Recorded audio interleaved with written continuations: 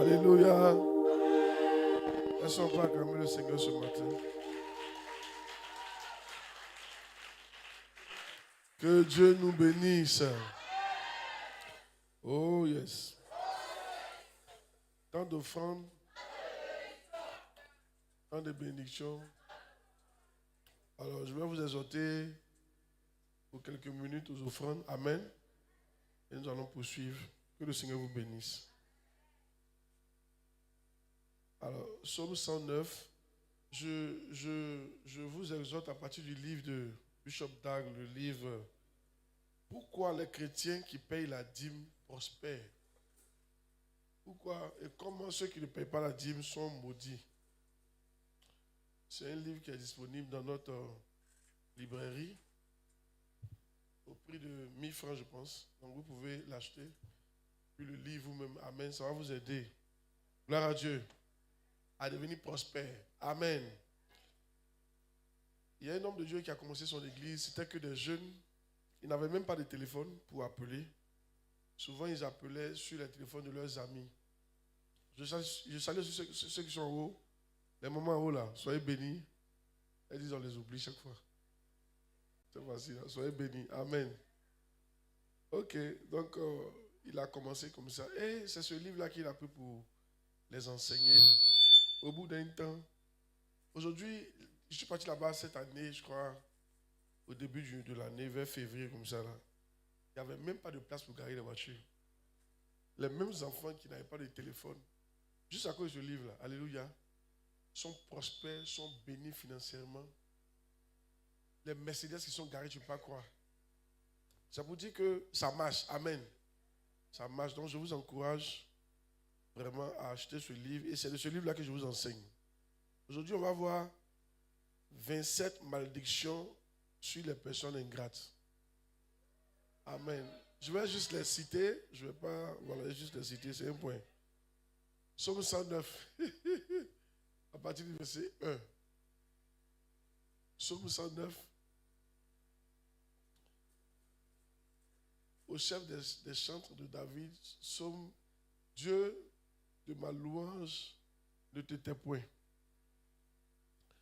Car ils ouvrent contre moi une bouche méchante et trompeuse. Ils me parlent avec une langue mensongère. Ils m'environnent de discours haineux et ils me font la guerre sans cause. Regardez, tandis que je les aime, ils sont mes adversaires. Mais moi, je cours à la prière. J'ai recours à la prière. Verset 5, le plus important. Ils me rendent le mal pour le bien. Ça, ce sont les gens ingrats. Et de la haine pour mon amour. Ouais, à partir de là, il va commencer à citer les malédictions. C'est-à-dire, les gens qui rendent le mal pour le bien et qui rendent la haine pour l'amour. Quand on t'aime, toi, tu rends ça en haine. Quand on te fait du bien, tu rends ça en mal. Amen. Soyez béni. Amen. Comment ça va? Bonjour, bonjour. Soyez béni. Oh yes. Ça, c'est être ingrat. Il y a par exemple, quand Dieu te bénit, que tu ne payes pas ta dîme, c'est comme si Dieu t'a fait du bien et toi, tu rends ça en mal. C'est ce que ça veut dire. La dîme, c'est une adoration. La dîme, c'est un signe de reconnaissance. Vous dites, Dieu, tu m'as fait du bien, en retour, je viens t'adorer avec la dîme. Donc la dîme, là, c'est un acte de reconnaissance. Donc quand tu ne payes pas ta dîme, tu n'es pas reconnaissant. Et comme tu n'es pas reconnaissant, il y a une malédiction qui suit ça. On appelle ça la malédiction des gens qui sont ingrats. Voilà. Donc dîme que tu vois là, c'est tellement important que vraiment, il y a 27 malédictions qui suivent ça. La dîme, on n'a pas dit d'aller prendre l'argent de tes économies. Pour aller prendre l'argent de tes économies, ça c'est des sacrifices. Ça n'a rien à voir avec la dîme. La dîme, si on te dit que Dieu te donne, tu enlèves 10% au moins. C'est tout. Maintenant, toi, Dieu te donne, tu n'enlèves rien. Tu ne dis même pas merci. Le merci de Dieu, là, on ne dit pas ça dans la bouche. Vous dites merci à Dieu, on enlève la dîme.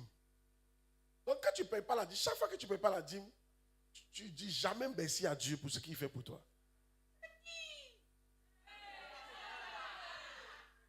Amen. Soyez bénis. Gloire à Dieu. Donc, il y a jusqu'à 27 malédictions. Alléluia. Mais Psaume 109, verset 5. Le même psaume là.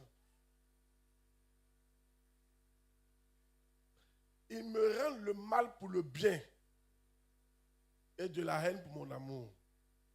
Maintenant, voici les malédictions qui vont suivre. Place-le sous autorité d'un méchant.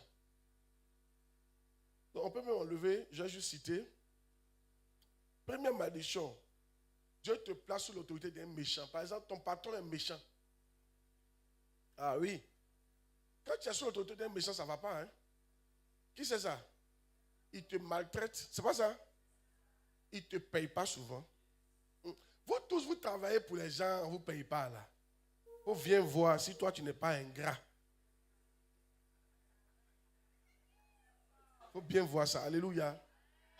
Comme Dieu voit que tu es ingrat là, il fait tout pour que tu aies les contrats avec des mauvais. Les gens qui ne payent pas. Alléluia. Sinon, Dieu sait qui est ton patron. Alléluia. Pourquoi il ne fait pas que tu ne travailles pas avec lui? Puis Dieu fait tout, tu travailles. Parce qu'à la fin, on ne va pas te payer. Parce que toi-même, tu es ingrat. Dans l'autorité des méchants. Amen. Un autre point. Que Satan se tienne à sa droite. C'est-à-dire, quand tu es ingrat là, Satan est à ta droite. Amen. Il est partout avec toi. Satan le plus mauvais. Amen. Qu'il soit déclaré coupable. C'est une malédiction. Tout ça, c'est dans le psaume là. Mais je vais juste citer. Peut-être si on dit, mais tu peux mettre le verset, c'est en ordre. Tu cites seulement le verset là. Ils vont voir. Coupable. C'est-à-dire que toi, tu seras toujours coupable. Partout où on va partir, tu ne seras jamais absous. Jamais. Donc, un gars qui ne paye pas dîme, il ne faut pas aller en justice. Il faut éviter la justice. Il te dit, hein, il ne faut pas aller au palais. Alléluia. Ah, amen. C'est un conseil que j'ai en train de te donner. Alléluia. Voici le dangereux. Que sa prière passe pour un péché. Mais le verset, on va la partie là. Que sa prière passe pour un péché. Vous voyez, la deuxième partie là. Tu pries, car c'est un péché. Tu entends là-bas, aujourd'hui on a prié, mais le ciel a reçu seulement des péchés. Et toi tu dis, aujourd'hui on a prié, le ciel dit, on dit il a péché,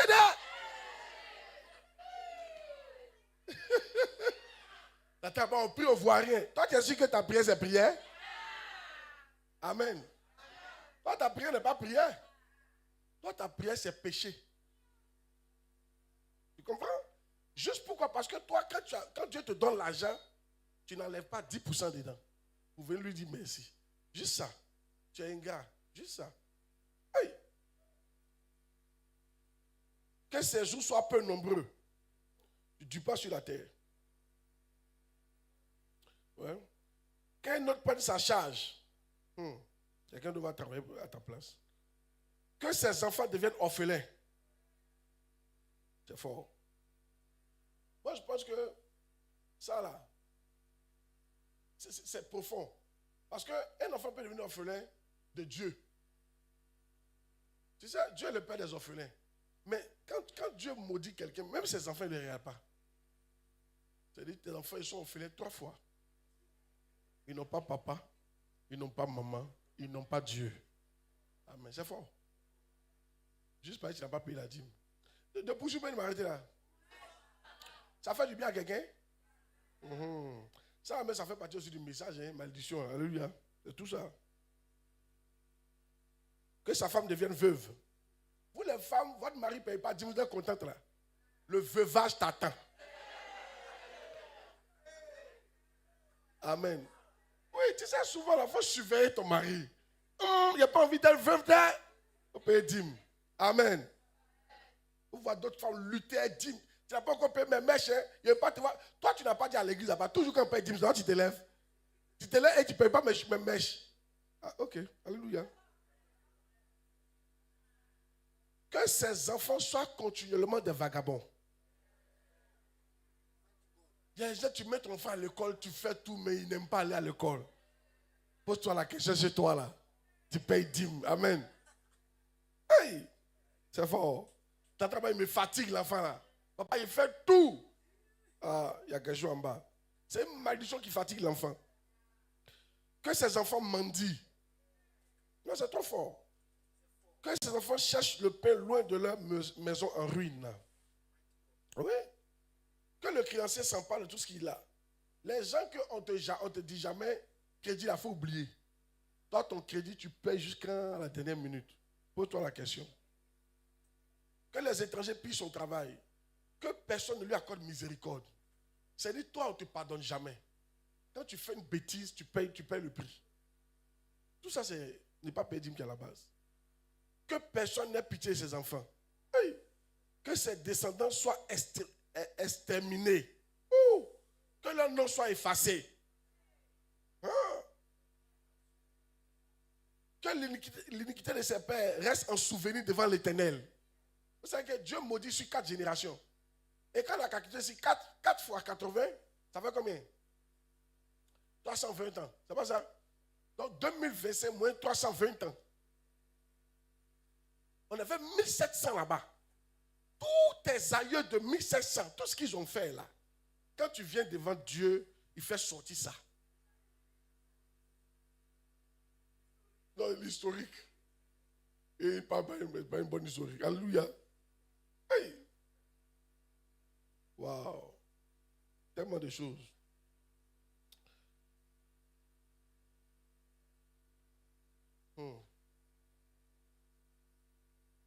Que leur mémoire soit retranchée de la terre. Que la malédiction tombe sur lui. Que la bénédiction s'éloigne de lui. Que la malédiction pénètre en lui comme de l'eau. Aïe! Que la malédiction entre comme de l'huile dans ses os. Que la malédiction s'accroche à lui comme un vêtement. Que la malédiction s'attache à lui comme une ceinture. Ah, il y a des malédictions là. Il y a prié ça là. C'est dit, tu as vu ceinture, non? Tu as vu habit. Tiens, imagine, tu as porté, toi tu peux porter habit. Pourtant, c'est malédiction que tu as porté. Waouh. Que Dieu nous aide. C'est pour ça, regardez, moi je vais vous dire quelque chose. Si quelqu'un vous fait le mal pour le bien, ne pleurez même pas. La Bible l'a déjà sévèrement maudit. Et c'est une affaire de temps. C'est parce que tu es pressé. C'est une affaire de temps. Les ingrats ne réussissent jamais. Leur fin est toujours mal. Ils finissent toujours mal. Amen. Toujours. Toujours. Gloire à Dieu. C'est ça, c'est quand ils finissent, on n'est pas là pour voir. Les gens qui finissent mal là, ils finissent en cachette. Dans un petit village, au campement. Alléluia. Sans quelqu'un. Et c'est ça, tu vas le voir. Tu penses que Dieu n'a rien fait. Oh, Dieu a fait. Yeah. Donc moi, je vous encourage. Ne détruisez pas vos vies. Parce que souvent, quand tu fais le bien à quelqu'un qui te fait le mal, tu veux te venger. Oh, la vengeance appartient à Dieu. Quand tu te venges, toi aussi, tu es coupable. Vous laissez ça. Un tel gars, il a 27 malédictions. Et celui-là, on a besoin qu'on le maudisse encore. Quelqu'un, son habit est devenu malédiction. Quelqu'un qui prie, c'est un péché. Quelqu'un, sa malédiction est comme ceinture. C'est une veuve, tu vois, comme ça, quand elle est marchée. Une future veuve. Alléluia. Elle l'orphelin 3 fois. Donc, tu n'as pas besoin d'ajouter pour toi. Dis à quelqu'un, tu n'as pas besoin d'ajouter pour toi. Maintenant, vous qui ne payez pas la dîme, là, écoutez, hein, moi, je ne sais pas, la malédiction de Noé fait que les Noirs, on ne réfléchit pas bien. Yes. Vous pensez qu'à faire des dîmes, là, c'est amusement. Amen. Toi, tu ne vois pas comment pour être riche est dur. Tu ne comprends pas qu'il y a des problèmes sur la terre ici qui dépassent ta force. C'est vrai, mais c'est faux. Tes parents ont travaillé. Toi, tu as travaillé. Tu as fait tout. Même les filles qui se prostituent ne deviennent pas riches. C'est vrai. Tu les vois comme ça. Dès qu'elles vieillissent, l'argent s'en va passer. Et quand tu es vieille, tu ne peux plus te prostituer. Tu dis, à toi aussi, ça ne marche plus. Il ne faut pas faire ça. Alléluia. Est-ce que vous avez vu les prostituées vieilles? Elles sont toutes jeunes. À un certain âge, tu vas arrêter.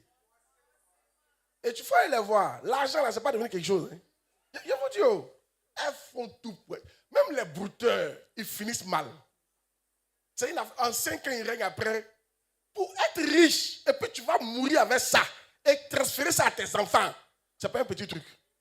C'est un truc très difficile. En fait, ça appelle à des forces qui nous dépassent. C'est pour ça, toi aussi, tu dois faire appel à Dieu pour t'aider dans cette quête de prospérité. Dieu n'a pas dit qu'on soit pauvre. Il dit, je connais les plans que j'ai formés sur vous. C'est des plans de paix et non de malheur, pour vous donner un avenir et de l'espérance. J'explique j'ai ici mercredi que quand Dieu donnait les commandements à Moïse pour donner au peuple d'Israël, il a dit, vous serez la tête, non la queue. C'est à quel peuple il parlait? Il parlait d'une nation qui était dans le désert. Une nation qui vivait dans le désert, qui n'avait ni maison, rien, ni terre. Ils n'ont même pas de terre. Leur terre, c'est le désert. C'est à eux, il dit, vous serez la tête et non la queue. Si vous suivez ce que je vous demande, ça montre ce que Dieu veut de nous. Le désert, c'est quoi? Le désert, c'est avoir rien. Quand tu es dans le désert, tu n'as rien. Rien. Ni terre, ni maison. Rien. Tu n'as même pas la pluie. C'est sec, tu as la souffrance. Mais Dieu dit, si vous obéissez à mes commandements, vous serez la première des nations. Vous comprenez donc? Comprenez que Dieu ne veut pas que tu sois pauvre. Quand tu es pauvre, Dieu n'est pas content. Alléluia. Mais qu'est-ce que Dieu peut faire? Il te parle, tu n'écoutes pas. Il dit, si vous suivez mes instructions là, vous allez devenir premier. Dans mes instructions, payez la dîme. Quand vous avez l'argent là, venez me donner 10%. Je sais pourquoi. Aïe! Il y a des malédictions qui ne s'arrêtent que lorsque Dieu voit une offrande. C'est biblique. En vrai, c'est des lois. C'est comme par exemple, le péché n'est jamais effacé sans le sang. C'est-à-dire que sans effusion de sang, il n'y a pas de pardon de péché. Quelqu'un peut dire, mais pourquoi Dieu ne nous pardonne pas comme ça? Il ne peut pas te pardonner comme ça. Le sang doit couler avant que Dieu te pardonne. C'est une loi. Donc, il y a des malédictions, ça ne s'arrêtera jamais si Dieu ne voit pas ta dîme. Oui, vous devez comprendre ça et accepter ça. Tu vas dire aux gens, mais les gens disent non, nous on veut les voler. Mais on te volait combien? Et c'est toi-même là, ton argent, toi, il ne faut pas faire ça. Alléluia. C'est combien nous on te volé, puis nous on sera satisfait. Il ne faut pas faire ça. Amen. Il ne faut pas faire ça. Toi-même ta dîme, tu as combien par an volé? Alléluia. C'est moi qui ai volé, c'est pas ça, il a volé. Alléluia. Tu vois, il parle comme ça, les gens pensent que tu parles mal. Il ne parle pas mal. Parce que Satan vous blague. Non, nos dîmes vont nous tromper. Toi-même, dîme 500, c'est ça moi qui ai volé. Toi-même, il faut aller ta dîme là, c'est ça moi qui ai volé. Il ne faut pas faire ça. On te montre une voie qui va tomber t'aider. Satan te ment, il nous fatigue, il nous... Bon, tu ne payes pas dîme avant là, tu es devenu quoi? Tu n'es pas né chrétien. C'est avant que tu t'es converti. Avant ça, tu t'es parlé, tu m'as tout, non? Tu es devenu quoi?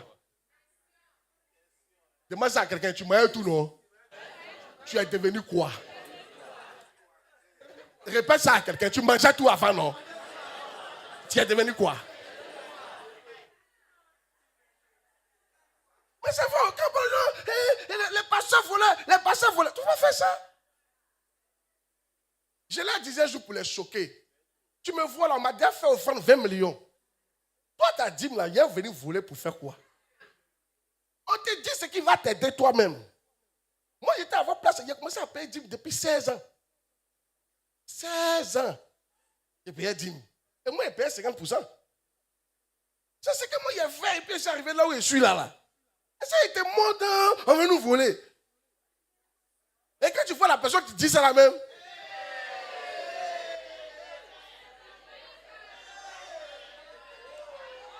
dis à quelqu'un, est-ce que toi tu es volable?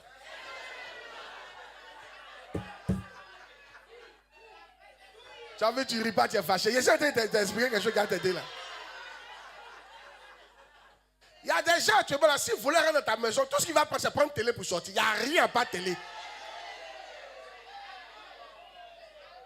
Il y a un homme qui va laisser télé pour dire, mon frère, ça là, c'est pas la mode. On va pas payer.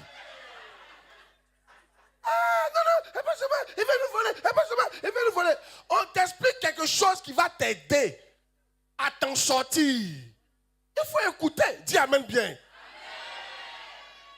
Et tu as payé pendant combien d'années? À cause de 1 an seulement là. Toi, tu connais malédiction, ton niveau de malédiction. Et écoutez, quand moi j'ai commencé à payer ma dîme là, j'ai commencé à payer ma dîme à 16 ans.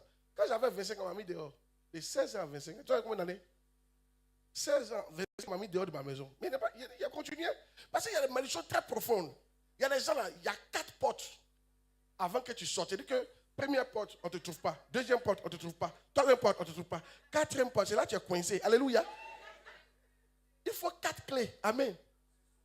Chaque clé peut faire 5 ans. On ne sait jamais. Mais il ne faut pas arrêter. Il ne faut pas arrêter. Il faut continuer. J'espère que tu es béni. Il ne faut pas arrêter. Alléluia. Amen. Il ne faut pas faire quoi? Il ne faut pas arrêter de payer ta dîme. Finalement, il y a un conseil. Ce n'est pas prédication et c'est dîme. Amen. Finalement, écoutez. Affaire des dîmes là, c'est comme l'histoire d'une femme et puis d'un monsieur, un couple qui cherche enfant. Je vais vous dire quelque chose. Chercher enfant, faire enfant là. Souvent, on ne sait pas pourquoi le couple n'arrive pas à faire enfant. Ils sont compatibles. Tout fonctionne. Le nombre de spermatozoïdes est aux normes, mais ils n'arrivent pas à faire enfant. C'est très compliqué. On ne sait pas pourquoi. Ça arrive comme ça. Si tu es dans ce cas, Dieu va te faire grâce. Reçois la grâce au nom de Jésus. Mais, pour un couple qui est sage, ils vont continuer d'avoir des rapports sexuels. Pour un jour, espérer faire un enfant. Les chrétiens, eux, ils ressemblent à ce couple-là. Comme depuis là, ça fait 5 ans, ils ne font pas enfant. Ils disent, bon, on ne couche plus ensemble. Bon, on n'est pas couché ensemble. Et puis coucher ensemble.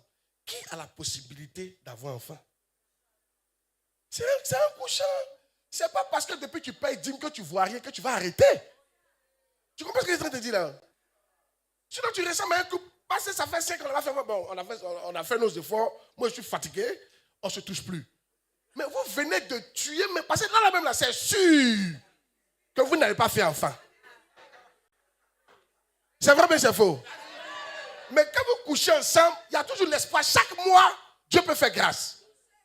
Toucher, retoucher, chaque mois, Dieu peut faire grâce. Quand tu arrêtes de payer ta dîme, là, c'est sûr que toi, tu as fini pauvre. Mais quand tu payes ta dîme, on ne sait jamais. Le mois prochain est le mois de quelqu'un. Ah, quelqu'un n'a pas dit amen. Dis amen, bien reçois la grâce. Peut-être que cette année est ton année au nom de Jésus. Peut-être que l'année prochaine est ton année au nom de Jésus. Peut-être que l'année qui suit est ton année au nom de Jésus. Et Dieu peut te surprendre avec jumeaux. Il peut te surprendre avec triplé. Comment on dit 4 là? Il peut te surprendre avec quadruplé. Il peut te surprendre avec quintuplé. Et si c'est là, ceux qui parlent français. Quoi? Sextuplé. Sextuplé. Sextuplé. Et 7. Maintenant 8 là, c'est octuplé. Hey! Il y a quel français à Dieu, hein? Regardez, si une femme peut accoucher 15 enfants en même temps, continue de payer ta dîme. Il y a un mois qui va arriver là. Ah, tu n'as pas dit amen là. Je vois une richesse multipliée par 15 te toucher. Je vois une gamme multipliée par 20 te toucher. Dis amen bien, tu reçois la grâce. Dis amen bien, tu reçois la grâce. Dis amen bien, tu reçois la grâce. Dis amen bien, tu reçois la grâce. Amen. Donc, dis voisin, même si tu ne vois rien, continue de payer ta dîme. Dieu est fidèle. Que Dieu vous bénisse. Alors, si tu as ta dîme, viens devant.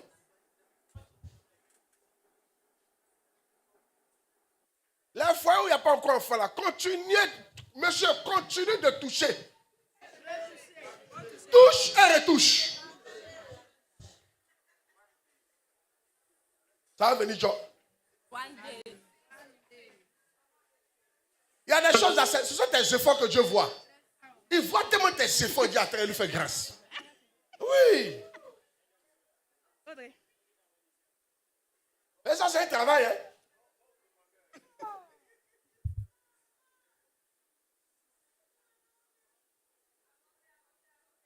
Avancez comme ça, avancez comme ça.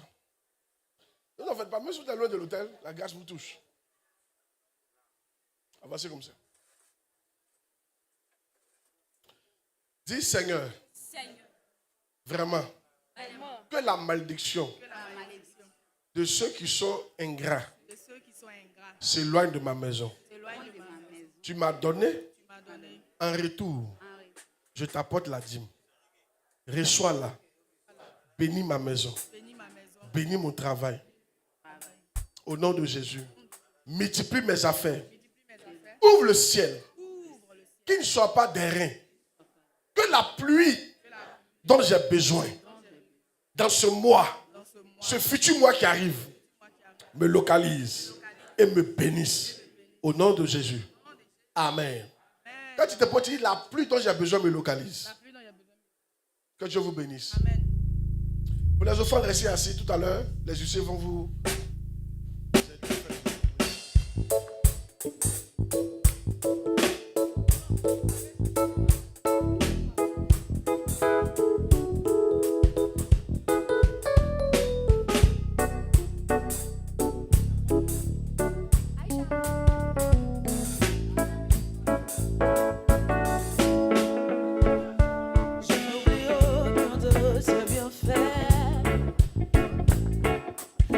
Chaque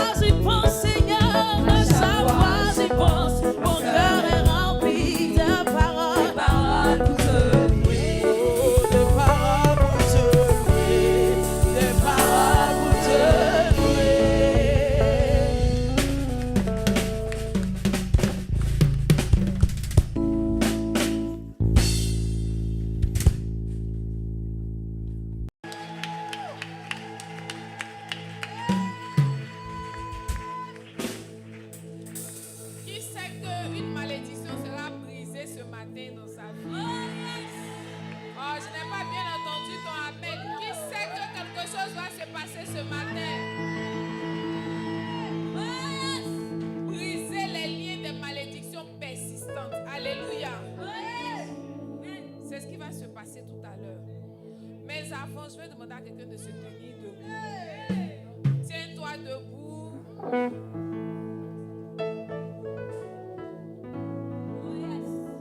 Merci pour ton obéissance. Il est temps d'écouter la parole. Bien-aimé, au commencement était la parole. Dieu nous a donné un don. Il nous a donné son fils, son serviteur, le pasteur Claude, pour nous enseigner. Avant de briser les liens, nous allons entendre la parole de Dieu. Et la parole de Dieu va commencer même à briser les liens avant de prier. Alléluia. Je vais demander au groupe musical d'entonner le chant d'accompagnement qui nous inspire.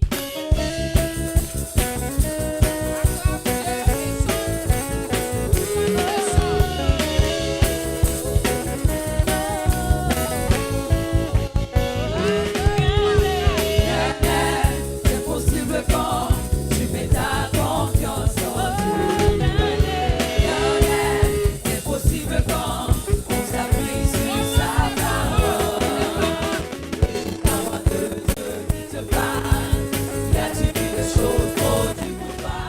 Mets ta confiance en Dieu seul. Appuie-toi sur sa parole. Car toute chose, oui, toute chose.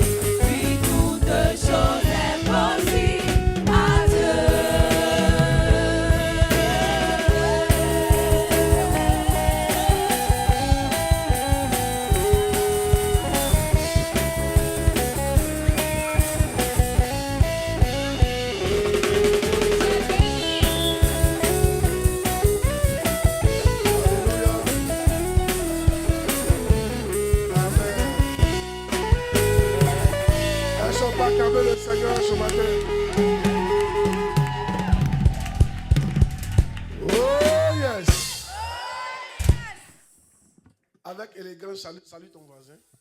De gauche et de droite, avec un sourire. Souhaite-lui la bienvenue. Dis-lui que tu es content de le voir. Que le Seigneur vous bénisse. Juste ton voisin, il ne faut pas aller trop loin, pardon. Asseyez-vous dans la présence du Seigneur. Nous saluons tous ceux qui sont en ligne. Normalement, toutes nos églises sont censées être en ligne, en tout cas celles qui le peuvent. Je veux saluer toutes les églises qui sont en ligne en ce moment. Voilà, depuis l'intérieur du pays à Abidjan, depuis l'extérieur du pays. Que le Seigneur vous bénisse. Alors, briser les malédictions, les liens des malédictions persistantes. Prions le Seigneur. Saint-Père, nous sommes honorés. Nous sommes honorés de faire ton œuvre et surtout nous sommes honorés d'être dans ton temple. Rassemblés autour de ce thème, attendons que tu nous parles, attendons que tu manifestes ce que toi seul sais faire, ta présence, ta puissance, les délivrances, des bénédictions parmi nous, de belles expériences. Viens prendre le contrôle, Saint-Esprit, nous te rendons toute la gloire. Merci de nous bénir, que tous ceux qui sont connectés en haut, dans toutes les églises à l'international, national, à l'intérieur du pays, et ici en présentiel, que ta gloire nous submerge et que nous voyons des témoignages. Merci Saint-Père au nom de Jésus. Dis Amen. Amen. Gloire à Dieu. Amen. Ok. Vous savez, briser les liens des malédictions persistantes. Qu'est-ce qu'une malédiction? Une malédiction, c'est, pour ne pas parler trop gros français, ce sont des souffrances que tu vis.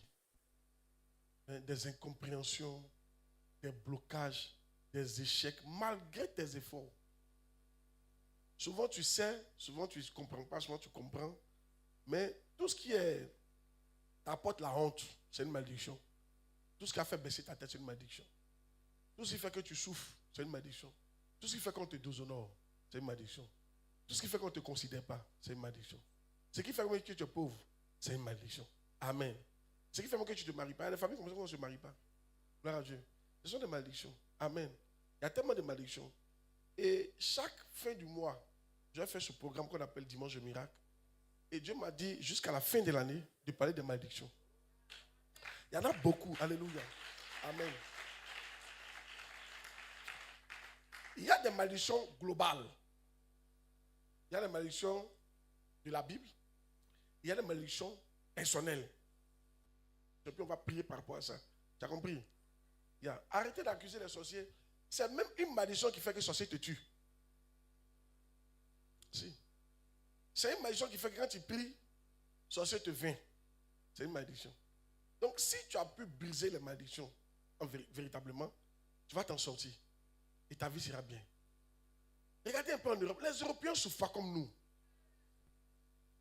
Je peux parler ou bien de m'arrêter? Oui. C'est vrai, ils ne souffrent pas. Tu vas là-bas, même un peu de fondette. Ça prend. Mais en Afrique, beaucoup d'efforts. Il faut beaucoup de grâce. C'est là que tu sens qu'il y a une malédiction. Dis amen bien. Les Européens, tu vas les voir rarement se battre pour l'héritage. Papa à maison, enfant à maison, ils ne sont pas à ce niveau-là. C'est vrai, oh. Vois-tu, nous n'est rien. Et chez nous ici, là, quand quelqu'un a un petit yango, mais il doit se cacher. Je me souviens d'un tonton là, alléluia. Toutes mes histoires sont réelles. Un pasteur en plus. Il est parti au village, il venait payer sa voiture. Il est parti au village. Une voiture blanche. Il est arrivé, il a fait le tour. Un village bêté. Il a fait le tour pour saluer. Alléluia. Il a garé sa voiture. Amen. Quand il partait, avant de partir, il y a un vieux qui a pris sa main, puis il a tapé la voiture là. C'est pour toi. Il a tapé ça 3 fois comme ça. Nouvelle voiture là. Quand il est parti, à 100 km, ça a brûlé. La voiture entière a brûlé. Oui, sa première voiture, la première fois de rouler ça. Non, ne jouez pas. Amen. La malédiction est profonde. Que Dieu nous aide. Maintenant, je vais vous aider. Les gens font les mélanges. Les gens pensent que le sang de Jésus, là, ça efface toutes les malédictions. C'est faux. Car Dieu a tant aimé le monde qu'il a donné son Fils unique, afin que quiconque croise en lui ne périsse point, mais qu'il ait la vie éternelle. C'est tout, c'est la vie éternelle. Il n'y a pas à faire qu'il soit riche dedans. Il n'y a pas à faire qu'il se marie dedans. Les malédictions anti-mariage, les malédictions anti-pauvreté, tout ça là, ce n'est pas dans le sang de Jésus. Le sang de Jésus t'a sauvé de la mort éternelle. Le sang de Christ nous sauve de la mort éternelle. C'est pour ça que quand tu es en Christ, tu vas vivre aussi éternellement. Mais tu ne peux pas être riche. C'est parce que tu es en Christ que tu seras riche. Le sang de Jésus, il a donné son Fils afin que quiconque croit ne périsse pas, mais qu'il ait la vie éternelle. C'est juste pour la vie éternelle. Donc, la malédiction, par exemple, d'Adam n'est pas dedans. La malédiction d'Adam, là, c'est à la sueur de ton front que tu vas manger. Cette malédiction n'est pas. Jésus n'annule pas, son sang n'annule pas ça. C'est pour ça que tu sois chrétien ou pas. Même nous les pasteurs, pour que l'église grandisse, si tu nous vois comment on travaille, tu vas avoir pitié de nous. Et te dire, moi j'ai prié jusqu'à quand j'ai eu des crises. Juste pour que l'église monte. C'est dur partout. Ouais. Et cette malédiction n'est pas annulée. Dis amen bien. Maintenant, il y a la malédiction de Noé. Noé a maudit les Noirs. Son fils, ses petits-fils. Et puis il a dit qu'ils soient esclaves des esclaves. Donc c'est pour ça qu'on a été esclaves des autres. Amen. Ça là, ce n'est pas annulé par le sang de Jésus. Mais regardez l'Afrique. La seule chose qu'on peut prendre pour expliquer notre comportement là, c'est la malédiction. Mais tu ne peux pas avoir l'or et vous mourrez de ordonnance 5000. Vous adorez l'or. L'or est votre Dieu. Et celui qui vole l'or là pour aller vendre, les sorciers le tuent. Pour montrer que ça là, c'est sacré.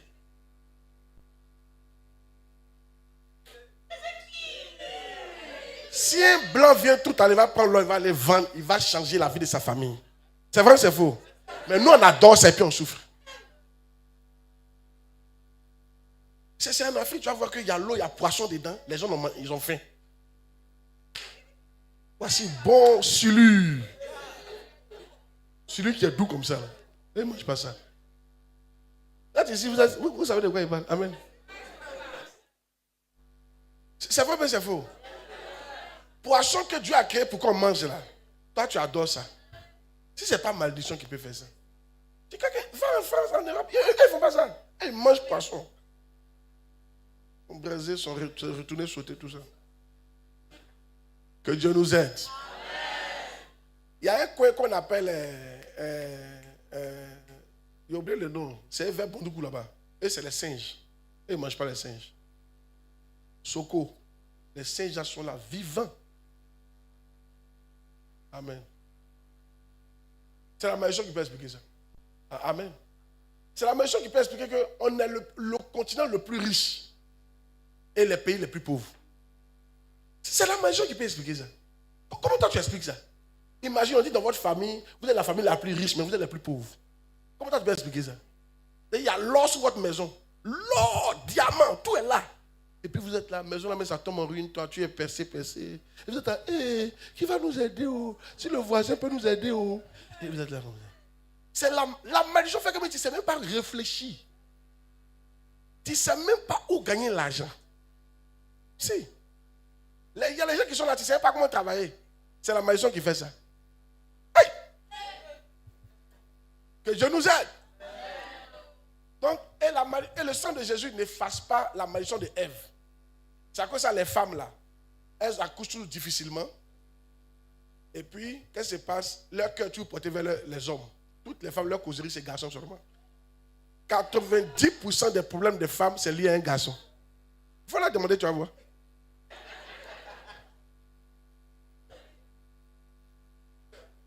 Parce que Dieu a maudit la femme, il a dit, ton cœur va se porter vers ton mari. Donc toutes les femmes, les affaires de mariage, ça les tuer. Amen. Et nous les recherches à faire, hey, papa, mon mari, il sort 2 jours, il faut prier. Hey, papa, mon mari, il y a eu quelqu'un dehors. Hey, papa, mon mari, 2 jours, donc tout c'est mon mari. Il suis assez dit, hey! Elles ne vont jamais donner sur eux pour elles-mêmes. Hein.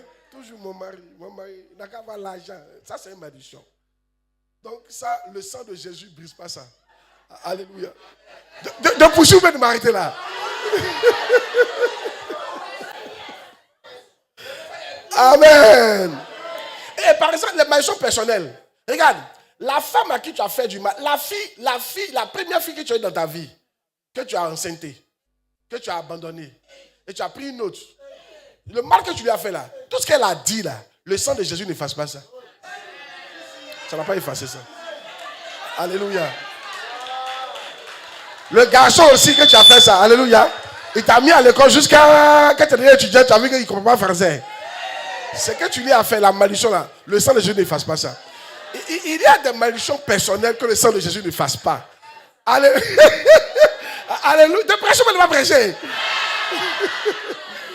Donc, écoutez, maintenant regarde. Proverbe 26, verset 2. C'est pas sûr que je finisse mon message, mais au moins, il va vous donner un peu, puis on prier. Proverbe 26, verset 2. Mets le proverbe. Proverbe 26, verset 2. Comme l'oiseau s'échappe, comme l'hirondelle s'envole, ainsi la malédiction sans cause n'a point d'effet. En fait, si tu vois que tu es maudit, c'est qu'il y a une cause. Il ne faut pas accuser les sorciers. On ne te maudit pas comme ça. Si tu vois que ça a pris, c'est qu'il y a quelque chose que tu as fait. Quand on dit cause là, il y a quelque chose que tu as fait qui fait que ça prend. Sur le cas dit malédiction sans cause, ça veut dire que même si ta maman peut te maudire, puis ça ne vient pas sur toi. Parce qu'il n'y a pas de cause. Tu honores ta maman, tu fais tout, puis elle comme ça, peut-être, je dis n'importe quoi. Elle veut que tu te prostitues. Quand tu as refusé poliment, elle te maudit, ça ne prend pas. Ça, c'est une malédiction sans cause. Vous voyez? Donc, c'est la même chose, il y a une bénédiction sans cause, ça ne prend pas aussi. Hein? C'est à cause ça, on vous bénit fatigué, ça ne prend pas. Pour que la bénédiction s'attende à toi, il faut une cause. C'est pour ça qu'il faut poser des actions. C'est à cause de ça, Dieu, qu'on appelle, mon message t'ennuie? C'est à cause de ça, comme il s'appelle Isaac, avant de bénir Jacob, son fils Ésaü a dit, va me faire à manger pour que mon âme soit contente, pour que je puisse te bénir. La bénédiction ne vient pas de la bouche, elle vient de l'âme. Quand l'âme de quelqu'un est contente, même ton papa peut se lever, s'il te bénit, qu'il n'est pas content, ça ne prend pas. Ça ne prend pas. Si c'était à cause de ça, il y a longtemps, on est tous riches, parce que nos parents nous bénissent tous. Non, mais pour que même ton papa te bénisse, tu dois régir son âme. C'est là maintenant tu dois chercher ce qu'il aime. Parce que, affaire des âmes là, c'est ce qu'il aime qui a le réjouir. Quand tu fais ce qu'il aime, Ou bien ta maman, quand son cœur est content, mais quand papa et maman sont là, la bénédiction sur papa. C'est papa qui donne la bénédiction. Voilà. Il faut qu'il explique ça comme ça. Donc, je parle de la malédiction sans cause. Dis amen bien. Amen. Moi, je vous encourage chaque année, là, quand vos parents vous bénissent, là, il ne faut pas... mon enfant, c'est 2020, là, 2025, ton année de bonheur. Amen, maman, amen. Tu as donné quoi pour que ça s'attende à toi? Tout ce qu'elle a dit là, c'est cadeau, hein? Parce que tu n'as rien fait. Il n'y a rien. C'est du vent. Mais c'est parce que si on ne vous bénit pas, vous allez dire qu'on est méchant. Donc on fait. Alléluia. Non, c'est que Fiolongo. Alléluia. Amen.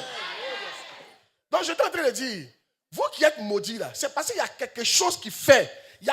C'est-à-dire que malédiction a raison. C'est-à-dire qu'il y a quelque chose que tu as fait qui fait que ce qu'on a prononcé là, ça t'arrive. Que ça a pris. Il ne faut jamais dire que tu es innocent.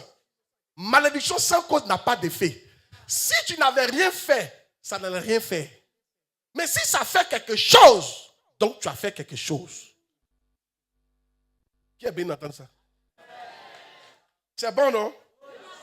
Donc, quand je vais expliquer mon message, ouvre tes yeux pour voir ce que tu fais qui envoie la malédiction. Et arrête de faire ça. Cette malédiction, ça s'arrête lorsque tu arrêtes de faire la chose. C'est tout. Si tu arrêtes de faire la chose, ça s'arrête. Tu continues de faire, ça continue. Même si moi, je prie pour toi que tu continues de faire, ça va continuer. Qui est béni d'entendre ces choses-là? Amen. Je prie que toutes les causes de malédiction soient non seulement identifiées et arrêtées au nom de Jésus-Christ. Dis amen bien pour que Dieu ouvre ton esprit et te fasse grâce. Amen. Première cause de malédiction. La malédiction sur ceux qui adorent des idoles. Ceux qui adorent les idoles. Hey! Deutéronome 27, verset 15.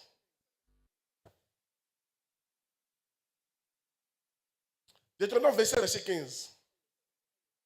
Maudit soit l'homme qui fait une image taillée ou une image en forme, abomination de l'Éternel, œuvre des mains d'un artisan et qui la place dans un lieu secret. Et tout le peuple répondra Amen. J'ai lu quelque chose qu'il a écrit ici. Il dit, Dieu est toujours en colère lorsqu'il existe quelqu'un ou quelque chose d'autre qui peut vous émouvoir que lui. Vous faites sacrifier, quelque chose qui peut vous faire sacrifier, ou bien changer votre vie que lui. Lorsque Dieu ne peut pas vous émouvoir et vous pousser à faire des choses pour lui, mais que l'argent et le travail peuvent le faire, il est en colère. Parce qu'il reconnaît que vous avez un autre Dieu. Je vais vous expliquer ça. Quand on parle d'idole, oui, les choses qu'on a mises dans nos maisons qu'on adore, ce n'est pas bon du tout. Il faut arrêter ça. Alléluia. Ça, c'est une malédiction. Dieu est jaloux. Ça, c'est plus grave même que la fornication. C'est plus grave que coucher avec une femme que tu n'as pas mariée. Avoir un autre Dieu. C'est trop grave. Tu te procèdes devant ce Dieu-là, tu lui parles. Dieu n'aime pas ça. Tu parles à caillou. Il y a caillou dans votre village. Chaque année, vous partez parler au caillou. Vous sacrifiez au caillou. Gna, gna, gna, gna, gna. Ça, c'est une malédiction. Ça va vous suivre. Tant que tu n'arrêtes pas, ça va te suivre. De pression de m'arrêter là. Maintenant, regarde. L'amour de l'argent est une idole. La cupidité, c'est une idolâtrie. Quand tu aimes trop l'argent, c'est caché dans ton cœur là-bas. Tout ce que tu fais ça pour l'argent. Certains d'entre nous, l'argent peut te faire marcher au soleil, mais Dieu ne peut pas. Si. Dieu ne peut pas. L'argent peut te faire marcher ici à Gamay. Mais si on dit de venir au culte, tu as dit c'est loin. Quand Dieu regarde ça, Dieu trouve qu'il y a quelque chose qui peut te faire faire, quelque chose que lui ne peut pas te faire faire. Dieu trouve que cette chose-là est un Dieu pour toi. Dieu est jaloux. Et il te maudit. Écoutez-moi, moi, je ne donne jamais à quelqu'un ou à quelque chose ce que je n'ai jamais donné à Dieu. Jamais. Jamais de la vie. Je ne fais pas ça. Ce qui n'est pas encore donné à Dieu, il te donne. Même à ma maman, il ne donne pas ça. Mais j'ai l'honneur, hein. Mais je vais prouver à Dieu qu'il passe avant tout. Regardez un peu ce que nous faisons pour l'argent et pour notre travail. Certains de vous êtes capables de travailler de 7h à minuit pour votre travail. Mais tu viens à l'église ici de 10h à 11h, tu es fatigué. Tu t'ennuies. Tu te plains. Tu te plains. Dieu voit qu'il y a un autre truc dans ta vie qui est comme plus importante que lui. Tu as une idole. Certains de vous, votre idole, c'est votre travail. D'autres, votre idole, c'est vos enfants. Ce que vous pouvez faire pour vos enfants, vous ne pouvez pas faire pour Dieu. À cause de vos enfants, vous ne venez pas au culte. À cause de vos enfants, vous ne partez pas faire l'œuvre de Dieu. L'enfant a une petite toux là, c'est fini. Mais tout à l'heure, là, l'enfant a une petite toux pour aller chercher l'argent. Tu vas le laisser là et tu vas aller chercher l'argent. Tu vois ton comportement? La question est celle-ci. Qu'est-ce qui me fait faire ce que Dieu ne peut pas me faire faire? Qu'est-ce qui me fait faire ce que Dieu ne peut pas me faire faire? Ah oui? De prêcher, mais de ne pas prêcher.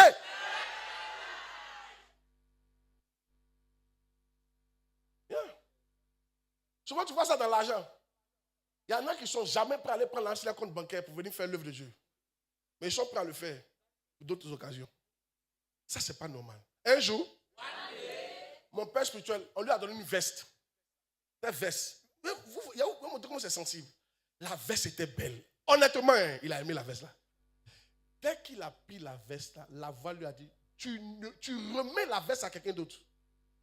Il dit pourquoi? Il dit non, tu aimes trop la veste. Je ne veux pas de concurrent ici. Je ne veux pas de rival. Dieu ne veut pas de rival dans votre cœur. Yeah. Il dit, tu aimeras l'Éternel ton Dieu de tout ton cœur. Il dit, celui qui aime son père ou sa mère que moi n'est pas digne de moi. Il n'a pas eu de père, mais ses parents. Il dit, mais honore ton père et ta mère. Mais Dieu ne veut pas même que tu aimes ton papa comme tu aimes. Tu ne peux pas aimer Dieu comme tu aimes ton papa. Tu viens de mettre ton papa en danger. Tu ne peux pas aimer Dieu comme tu aimes tes enfants. Tu viens de mettre tes enfants en danger. Dieu ne veut pas de concurrent. Il ne veut pas de rival. Dieu, il ne fait pas ça. Alléluia. Oh yes. De prêcher, mais de pas prêcher.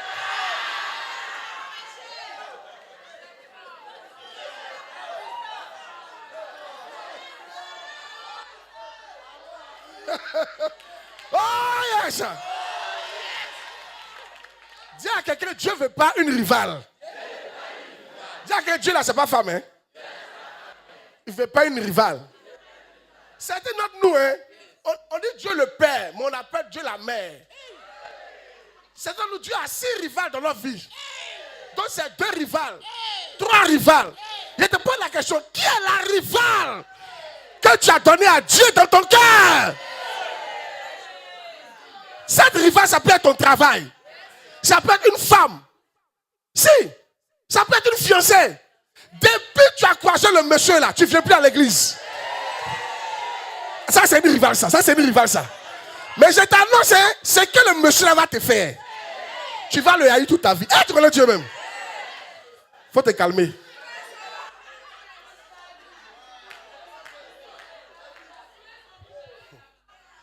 Les gens jouent, hein?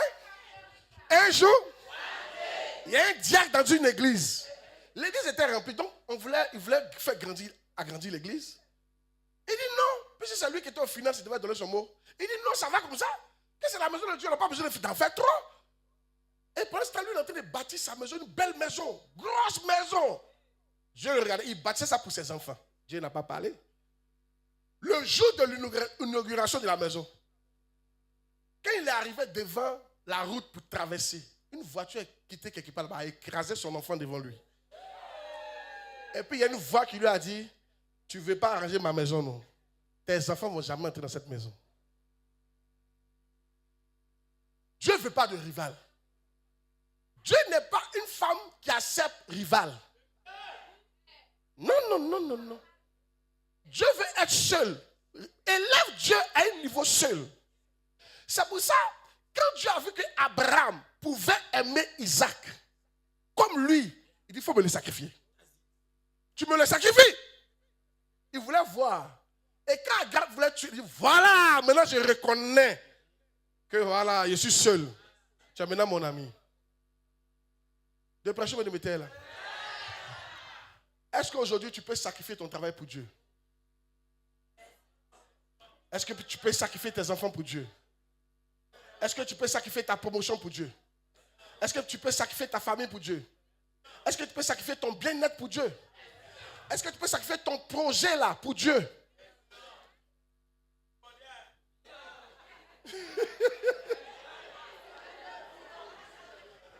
Je prie pour toi que toute rivale que tu as élevée dans ton cœur sans le savoir, aujourd'hui, qu'elle soit dessus au nom de Jésus de Nazareth. Dis amen, bien, tu reçois la grâce au nom de Jésus-Christ.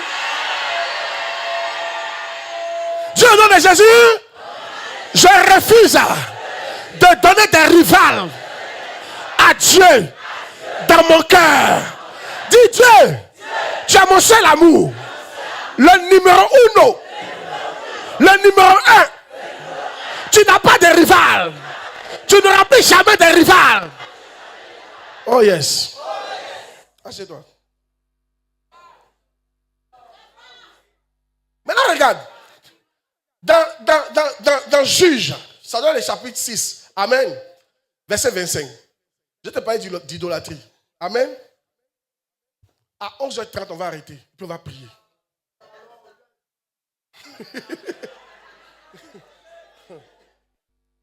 mais, Juge 6, verset 25.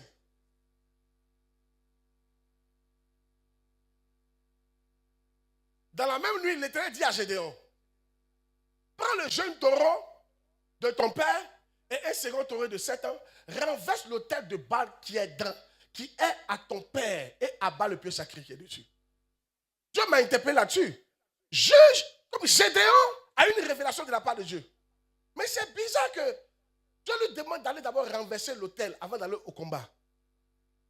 En fait, ils étaient là, quand eux ils s'aimaient, au moment de récolter, leurs ennemis venaient pour prendre. Donc ils étaient très faibles devant eux. Il a posé la question, quand l'ange lui a dit vaillant, il dit, mais comment ça, si je suis vaillant, si l'Éternel est avec moi, pourquoi ça nous arrive? Dieu m'a dit, ça vous arrive parce que dans la maison de ton papa, il y a une adoration qui fait que moi, je me suis retiré de vous. Vous avez votre Dieu, que votre Dieu prenne le contrôle. Moi, je me suis retiré. Ce qui m'interpelle, Dieu appelle Gédéon. Non, Gédéon c'est pas l'autel de Gédéon, c'est pour son papa. Écoutez-moi, quand vous devenez chrétien, que vos papas adorent, ça ne vous dit rien, ça doit vous dire quelque chose. Ça doit te dire quelque chose. Tu dois prier jusqu'à ce que ton papa se convertisse. Tant que cet autel-là sera là, il aura toujours une influence. Quelque part, je te dis la vérité, il aura toujours une influence. Et souvent, quand on va au village, on rentre dans la maison, il y a plume de poulet, le linteau là, le gris est sur le linteau. Et puis on rentre dans la chambre. Dieu m'a dit ça là, ce que vous faites là, c'est très dangereux. Et c'est ça que quand tu fais ça, Dieu est énervé. Tu viens d'entrer dans quelque chose qui est consacré à un autre Dieu. Dieu n'aime pas ça. Mais tu n'as pas votre maison, tu as dormi là-bas. Quand tu dors là-bas, il y a toujours des influences dans ta vie. C'est une malédiction. Attends, pourquoi il dit de détruire? Pourquoi il n'a pas dit va, je suis avec toi. Maintenant je dis moi je suis avec toi. Va, laisse tes parents, va combattre. Non, il dit avant d'aller combattre, va d'abord détruire. Hein? Va détruire. Ça veut dire beaucoup de choses. Ça veut dire, la Bible dit, donne ta vie au Seigneur Jésus, toi et ta famille, vous serez sauvés. Quand toi tu es sauvé, la première chose à faire, il faut prier pour que ta famille soit sauvée. Afin que ton papa arrête de sacrifier. C'était dans nous, chaque janvier, nos papas disent non, dans des montagnes, dans des eaux. C'est vrai ou c'est faux? Oui, tu es enfant de Dieu, mais ça aura une influence sur toi. Oui. Tu dois détruire ça. Aujourd'hui, on va détruire cette influence-là. Tu n'as pas dit amen bien, non? Ça, on va détruire ça. Oh yes! Gloire à Dieu. Amen. Moi, dans ma famille, quand je suis arrivé à Bondoukou, et la famille est là-bas, j'arrive et Dieu me dit, regarde, mon grand-père a 30 enfants qu'on connaît. 30, 32, qu'on connaît. Est-ce qu'on connaît? On sait qu'il y en a dehors. Les 30, il n'y a pas un qui a le bac. Comment tu peux comprendre? Il n'y a pas un qui avait le bac au moment où il me convertissait. J'ai ouvert mes yeux dessus. Tu vois, aucun d'eux n'a le bac. Le seul qui voulait avoir le bac, il arrivait en terminale net, il a enceinté femme.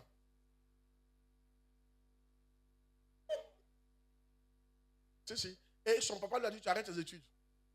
Il a arrêté les études, il est parti être vigile pour prendre soin de sa famille. Il n'a jamais pu dépasser le bac. J'ai dû commencer à mener des combats. Quand Dieu a ouvert mon esprit là-dessus, j'ai prié jusqu'à ce que, Dieu merci, aujourd'hui il y a doctorat maintenant, il y a ingénieur, ils ont ça à dépasser.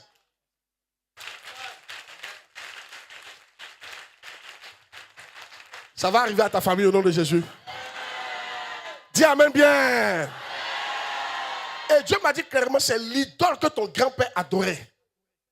C'est ça qui fait ça. C'est ça qui fait ça.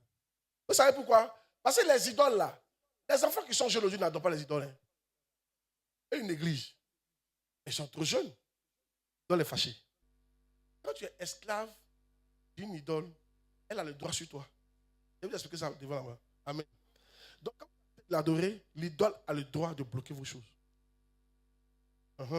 Soit tu continues d'adorer l'idole, soit tu continues d'adorer l'idole et tu réussis, mais tu vas aller en enfer.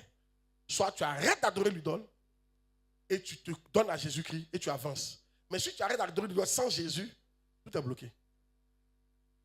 Oh, je ne sais pas si vous comprenez la matière. Dieu nous aide. Hein? Deuxième malédiction. Il y a beaucoup de malédictions à citer, mais je laisse citer rapidement. Amen. Il y a juste les dire comme ça. Gloire à Dieu. Hey! La malédiction de ceux qui déshonorent leur père et mère. Vous connaissez ça. Amen. Hein? Vous ne connaissez pas ça? Proverbe 20-20. Proverbe 20-20. Proverbe 20-20. Mets le verset.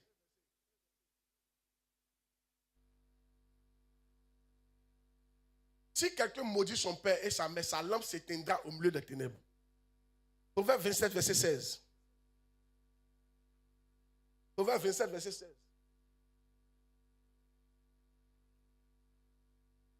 Celui qui... Proverbe 27, verset 16, c'est ça?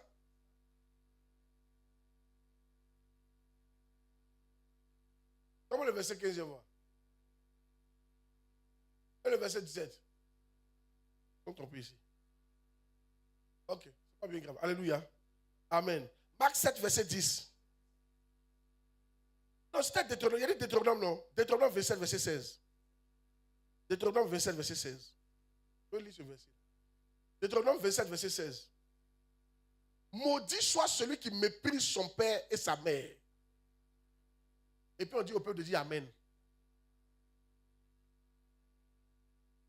Amen, ça dit que ainsi soit-il. Tu acceptes ça bien. On est d'accord.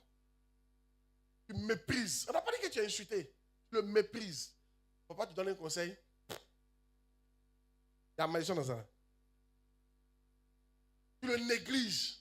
Malédiction dans ça. Moi, poulet, il ne mange pas aussi. Malédiction dans ça. Ah, mais tu ne vois pas que tu le méprises. Quand tu dors dans le clim, lui dort dans quoi? Tu vas faire ça? Tu vas faire ça? Tu quittes chez toi, quand tu vas chez tes parents, il y a comment c'est? Comment il faut voir? Et puis tu dis c'est ton papa. Comment tu ne vois pas qu'il y a quelque chose qui ne va pas? Tu prêches ou pas prêcher? Maintenant, regarde. La malédiction qui fait que nous tous on est comme ça vient de Noé. Qu'est-ce qui s'est passé? Dis à quelqu'un qu'est-ce qui s'est passé. Noé avait bu. On voit ça dans Genèse chapitre 9, à partir du verset 20. Genèse chapitre 9, à partir du verset 20.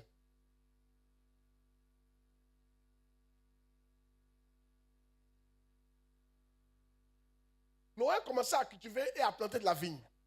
C'est la source qu'elle a. Il but du vin, s'enivra et se découvrit au milieu de sa tente. C'est-à-dire qu'il était nu. Cham, père de Canaan, vit la nudité de son père.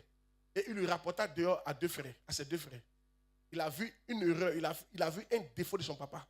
Il a vu un mauvais comportement de son papa. Au lieu de se taire, il est parti parler.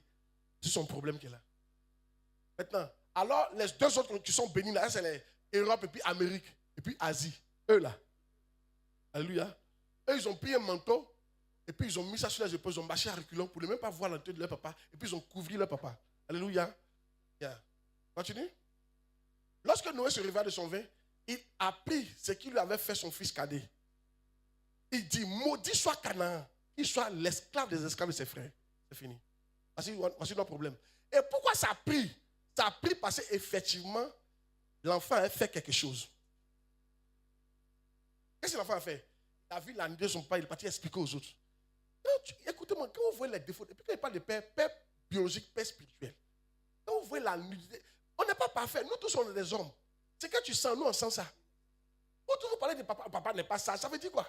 À quel âge tu es devenu papa? À quel âge tu es devenu papa? Il y en a ici, vous êtes devenu papa à 18 ans.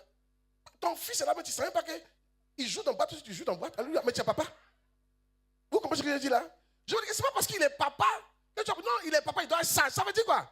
Nous tous, on est enfants devant Dieu. Quand tu connais comme alléluia. Les Adam, ils mourraient jusqu'à 1000 ans. Tu crois que si Adam était vivant, il allait nous appeler comment? Les gens qui ont 80 ans, là, c'est les bébés. Ton papa là, c'est un enfant devant le Seigneur. Alléluia. Le péché a nous tous entré en nous. Ton papa a le droit aussi de pécher. Il a le droit d'avoir des erreurs. C'est pas toi seul. Donc, quand ton papa a une erreur là, tu te tais dessus. Parce que c'est ton papa. Tu ne prends pas ça pour expliquer aux gens. Tu n'expliques même pas à quelqu'un. Il n'a rien fait. Tout ce qu'il a fait, il a juste expliqué. Il y a des choses qu'on n'explique pas. Et non, tu as vu ce que papa a fait hier, non? Il y a des choses comme ça. On ne fait pas ça. Honorez vos parents. Protégez-les. Un enfant protège son papa. Tu fais tout pour ne pas que les autres sachent. Tu le couvres et tu te tais dessus. C'est comme ça que tu es béni. Papa biologique, un jour, est-ce que je vous expliquer pour être béni? Mon grand frère m'a appelé. Il a commencé. Tu vois maman, non? Et il a commencé à dire, tu arrêtes. Moi, je n'ai jamais fait parler depuis que je suis né. Le jour même, je partais présenter ma femme, ma fiancée à ma maman. Elle lui a dit, tu sais qu'il n'a jamais fait parler de sa vie. Ça veut dire, il ne faut pas le juger parler, il ne va pas faire. Amen.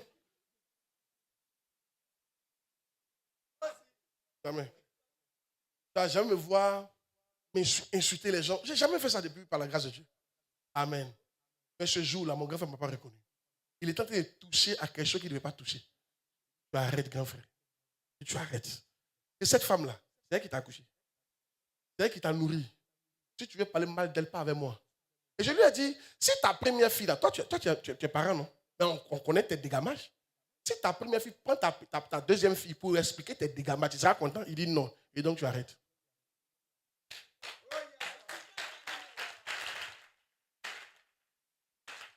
Depuis ce jour jusqu'à aujourd'hui, quand il m'explique, c'est pour expliquer ses problèmes. Quand il m'appelle, c'est pour expliquer ses problèmes.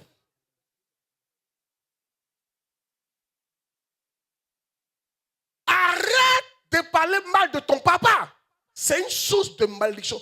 Ton papa n'a pas besoin de parler. La Bible dit, celui qui méprise son père est maudit. C'est que tu viens de le mépriser. Malédiction doit suivre. Ça là, même s'il est pris, comment ça ne peut pas quitter. La seule chose, c'est que tu dois arrêter de parler mal de ce monsieur-là. Tu dois arrêter de parler mal de cette dame-là. Tu ne sais pas pourquoi ta maman a quitté le foyer. Il faut te calmer. Tu ne sais pas pourquoi ton papa t'a abandonné puis l'a fui. Tu connais ta maman? Tu sais ce qu'elle lui a fait? Quand femme est sauvage, elle est sauvage. Hein? Mais il ne va pas venir t'expliquer ça. Alléluia. Non, il y en a qui disent non, moi j'en viens à mon papa parce qu'il m'a abandonné. Toi, tu sais dans quoi il était pris d'abandonner? Ça ne te concerne pas. Papa et puis mon problème, ça ne vous concerne pas. Toi, c'est mon papa, c'est ma maman, je les honore. Point barre. Oh, je ne sais pas si elle prêche ou elle prêche pas.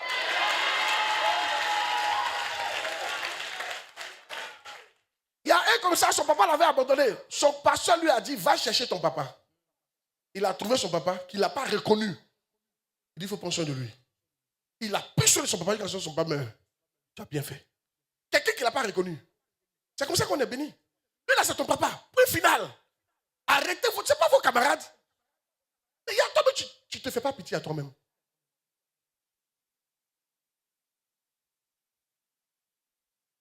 Dans la vie là, on n'est pas la même chose. Il y a des papas et puis il y a des enfants. Dans le ministère, il y a des Paul et puis il y a des Timothée. Il faut connaître ta place. Vous faites quoi? Ça peut aller? Quand les deux font par là-bas, tu te tais. Ce que tu peux faire, tu les sépares. Sans faire attention à ce que tu as dit. Là d'où vient la malédiction? Là d'où ça vient?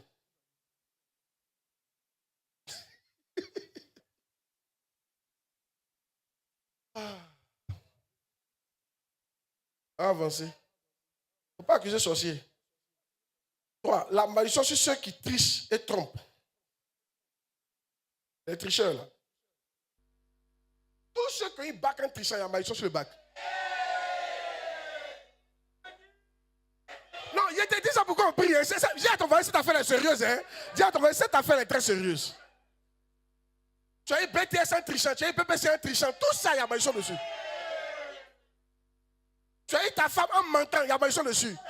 Tu as eu ton mari, tu lui as menti, il y a malédiction dessus.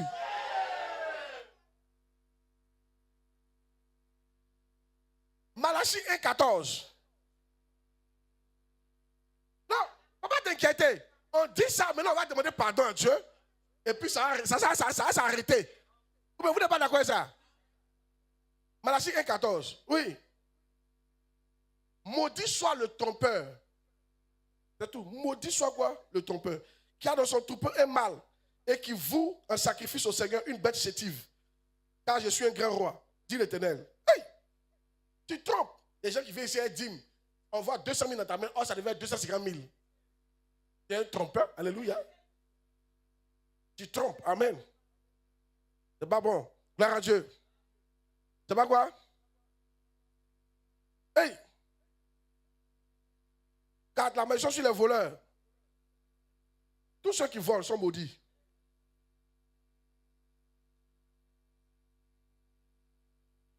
L'argent que tu as volé pour aller mettre en compte bancaire, c'est argent maudit. Ok, alléluia. Je crois que les gens ont planté.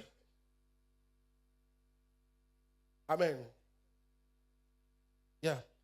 Et regarde, sur le trompeur, il a monté un verset.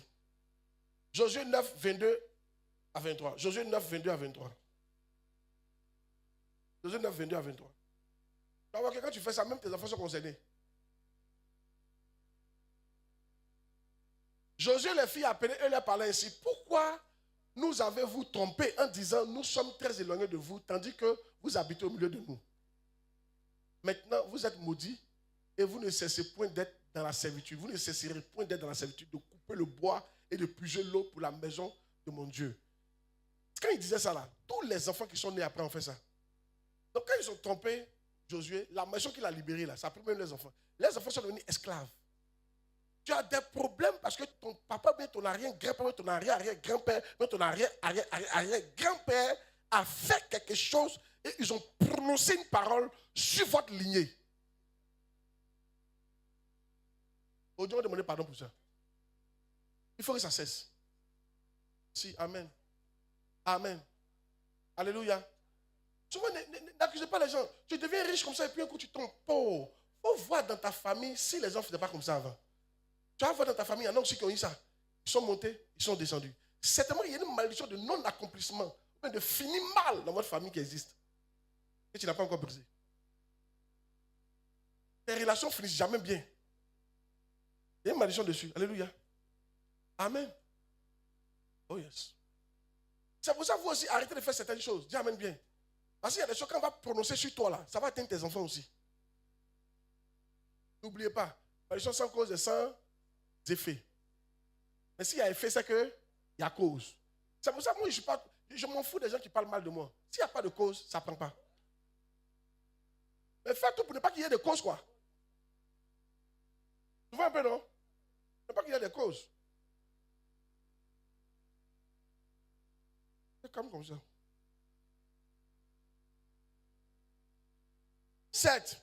Là, je ne compte pas. La malédiction sur ceux qui ne versent pas la dîme. Vous connaissez. 8. La malédiction sur les désobéissants. Les désobéissants. Deutéronome 28, 15. Les désobéissants, je vais vous expliquer quelque chose. Dis, explique.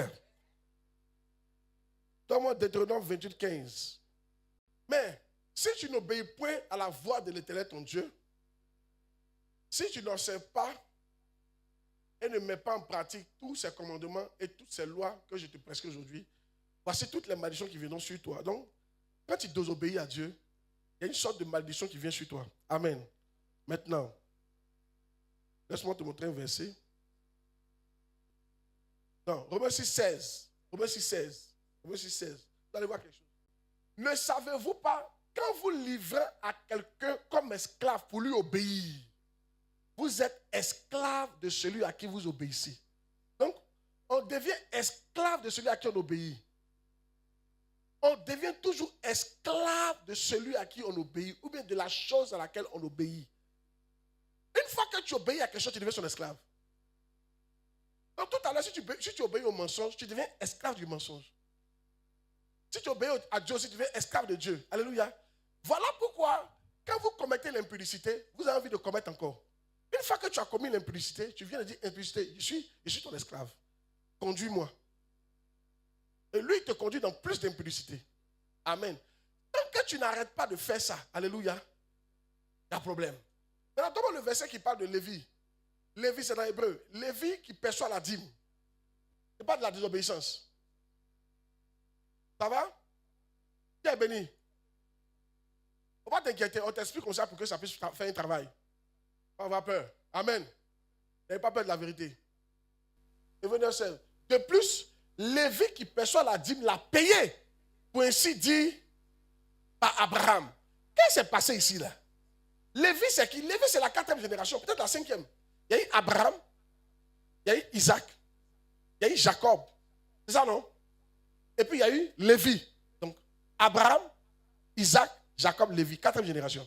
Mais il nous dit, regardez le verset nous dit, parce que Lévi, c'est lui qui prenait la dîme. On dit Lévi qui perçoit la dîme là, il a déjà payé la dîme par Abraham. Continue le verset. Verset 8, verset 10. Car il était encore dans les reins de son père. Oui, verset 10 là, c'est ça. Car il était encore dans les reins de son père lorsque Melchisédek alla au devant d'Abraham. Quand Abraham est parti payer la dîme là, Lévi ne vivait pas. Mais il était déjà dans les reins de son papa. Donc pendant qu'Abraham payait la dîme, lui, Lévi aussi, il payait la dîme. Ça veut dire quoi? Chaque fois que tu désobéis à Dieu, tous tes enfants qui sont en toi là, eux aussi ils désobéissent à Dieu. C'est pour ça que tu es un gros fumeur. Ton enfant fume. Hein? C'est pour ça que lui, il vient, il fume que toi. Parce que lui, il y a longtemps, il fume.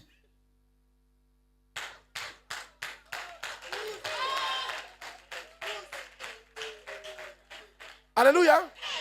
Remarquez, est-ce que vous savez que Drogba disait son papa jouait au ballon? La plupart des grands footballeurs que vous voyez, leur papa jouait au ballon. Donc, mais eux, ils n'ont pas réussi. Mais comme quand eux, ils jouaient au ballon, quand son papa jouait au ballon, lui aussi, il jouait au ballon. Donc, il y a longtemps, lui, il joue au ballon. Donc, quand il vient sur la terre, il a déjà un peu expérimenté. Donc, il suffit d'ajouter un peu pour que ça monte. Je ne sais pas si tu comprends la partie là. C'est pour ça qu'on est là. C'est pour ça qu'il fait que quand on est, regardez un peu dans les familles, si ton papa était voleur, tu dis des voleurs. Quand ta maman est prostituée, toi aussi tu es prostituée.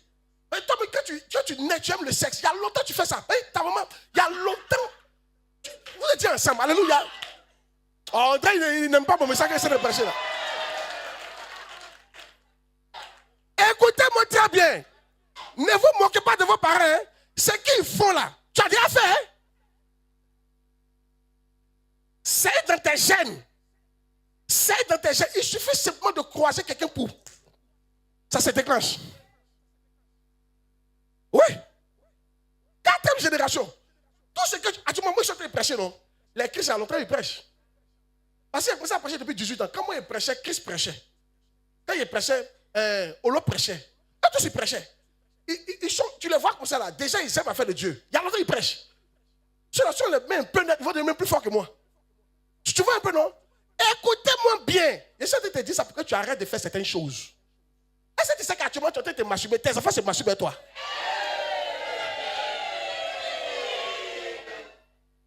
Il y en a qui ne comprennent pas la partie là. Il faut continuer de mentir. Hein. Tous tes enfants mentent avec toi. Il faut faire busy. Il y a les géreuses de busy dans ta lignée.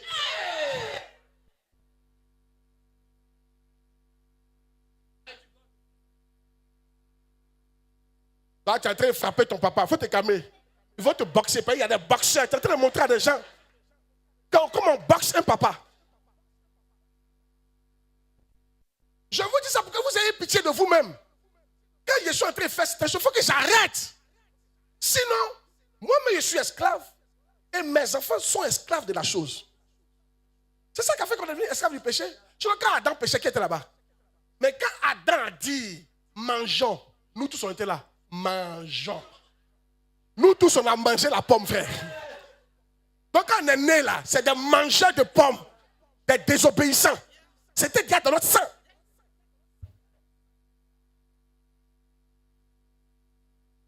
Je vous dis, ça ne faut pas. Vous pensez que j'ai fait, il a demandé pardon à Dieu, le sang de Jésus va me laver. Oui, oui, le sang de Jésus va te laver, mais tu es devenu esclave de la chose et tu as enfermé, tu as rendu esclave tout aligné. C'est pour ça souvent quand le péché veut venir, il faut lutter. Il faut lutter. Il est écrit, arrête de mon Satan. Moi, quand tu me vois, quand les pensées viennent, quand tu me vois avant, quand les pensées viennent là, ça n'a parti, frère. Il est écrit, il est écrit, il est écrit. Quand ça vient, tu laisses.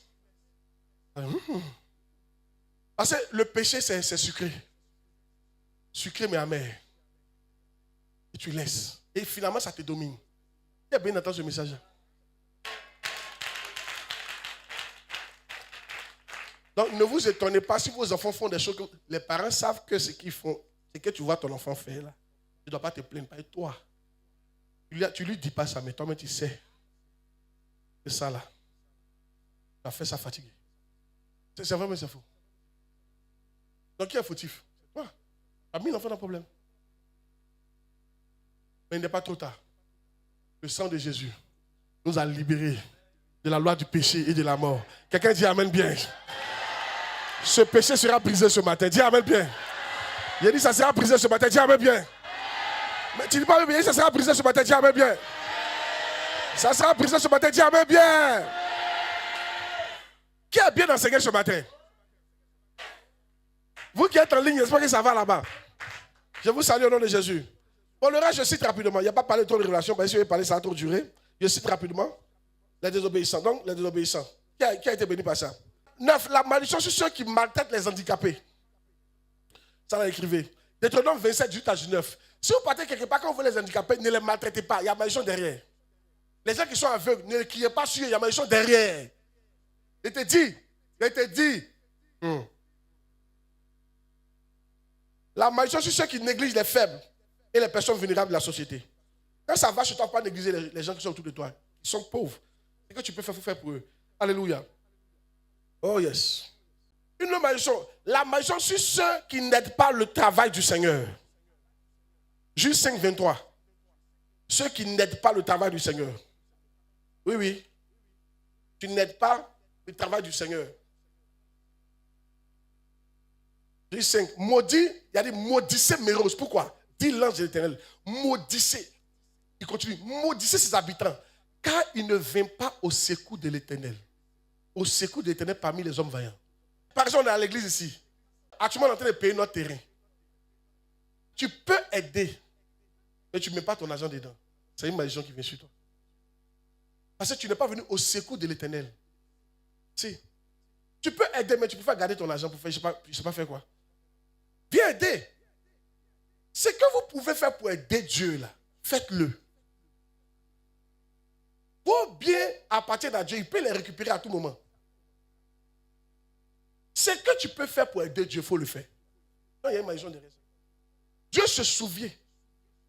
Il va dire, au moment où j'avais besoin de payer mon terrain, telle personne avec tel argent dans son compte bancaire, elle a fait comme ça. D'abord, tu manques que tu n'as pas l'argent. Donc, la malédiction des trompeurs. Et ensuite, tu ne viens pas aider Dieu. La malédiction de ceux qui n'aident pas. Ça fait 2 malédictions que tu viens de prendre comme ça. C'est pas bon. Gloire à Dieu. Dis amen bien. Si tu peux aider Dieu, il faut aider Dieu. Gloire à Dieu. Pas que Dieu en a besoin, il faut aider. Alléluia. Alléluia. Amen. Oh yes. La malédiction sur ceux qui possèdent des objets maudits. Josué 6, 18. Des objets maudits. Ça c'est important. Des objets maudits. Josué 6, 18. Pas te fatiguer, hein? Faut entendre. Ça te libère. Et ça c'est important parce que souvent vous ne savez pas ça. Gardez-vous seulement de ce qui est dévoué par interdit. Car si vous prenez de ce, de ce que vous aurez dévoué par interdit, vous mettrez le camp d'Israël en interdit. Un jour, il y a un pasteur qui est venu en Afrique et qui a payé une statue. Mais c'était une statue qu'on adorait, je ne savais pas. Ils ont commencé à vendre. Elle a envoyé ça dans sa maison. Écoutez-moi très bien, c'est elle qui explique. Ils se sont appauvris. Elle ne sait pas ça venait d'où. Par là, elle et puis son mari, divorcés. Les enfants sont tombés malades. Oui. Et un jour, Dieu lui a dit, c'est la statue là. Elle dit comment? Dieu dit, c'est une statue maudite. C'est un faux Dieu. Mon Dieu, c'est impur pour moi Depuis c'est venu dans ta maison, je me suis retiré. Dieu ne touche pas ce qui est impur. Méfiez-vous comment on appelle ça même? Ce qu'on accroche au mur. Là. Les tableaux que vous prenez là. Certains de vous, ton problème, c'est le tableau là. Depuis que le tableau est dans ta maison, tu as fait entrer quelque chose dans ta maison, Dieu n'est pas d'accord avec ça. C'est un objet interdit et maudit. Tout ce qu'on fait pour adoration, c'est maudit. Je suis pas en train de planter. Hein. Il y a un pasteur, toutes les choses sont vraies. Il est parti dans son village. C'était le village Courbou, mais je ne sais pas. Le Courbou, c'est quoi même? Un pasteur. La personne était là et puis la personne m'a expliqué l'histoire. Ils sont tapés les tam-tam par là. Lui, il vient. Un pasteur zélé. Un prophète. Il dit, oh, il n'y a rien dans tout ça. Donnez-moi un tapé aussi. Il dit, c'est rien. Tout ça, c'est rien. Et puis, comment ça tapé? Il est mort la même nuit. J'ai demandé à Dieu, mais pourquoi? Dieu dit, il a touché à ce qui est impur. Donc, dès qu'il a touché, le Saint-Esprit s'est retiré de lui. Il est maintenant exposé aux sorciers. Ils l'ont frappé. Il y a longtemps, ils le cherchaient. Quand vous touchez à ce qui est impur, le Saint-Esprit s'est retiré de vous. Il n'aime pas l'impureté. Il dit, ma main n'est pas ton coup pour vous bénir, mais ce sont vos iniquités qui créent un fossé. Ton péché, là, ça crée un fossé entre Dieu et toi. Est-ce que c'est ça que Dieu n'est pas toi? Écoute-moi très bien. Dieu n'est pas toi au bar. Quand tu rentres dans le bar, il se retire. Tu es seul dans ce bar-là. Tu peux mourir dans le bar-là. Dieu n'est pas toi sur la prostituée. Dieu, il est trop pur. Quand il se retire. C'est quand tu as demandé pardon, il revient. On dirait que vous n'êtes pas d'accord avec ce que c'est. Amen. Juste un truc là, tu sais, un pasteur, elle a écrit un livre dessus. Le truc là, statue. Il y a quoi dans ta maison? Vous aimez accrocher tout dans vos maisons. Toutes les images. On n'accroche pas tout dans sa maison. Vous savez ce que tu accroches, hein? Quelle statue tu mets dans ta maison? Alléluia. Finalement.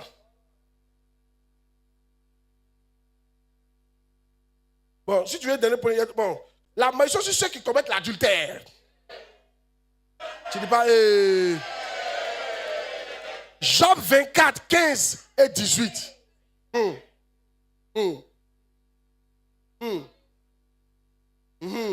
vous en faites pas, on partit tout à l'heure, ok? On va prier. L'œil de l'adultère épie le crépuscule. Et puis il dit, personne ne me verra, dit-il. Et il met un voile sur sa figure. Continue. Verset 18.